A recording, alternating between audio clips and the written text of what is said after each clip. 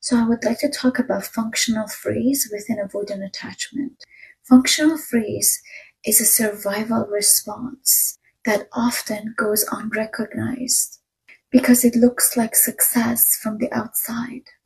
So let's break this down. Your nervous system learned early that emotional safety meant shutting down while needing to still function. So what happens is your emotional system goes offline while your functional capabilities remain active.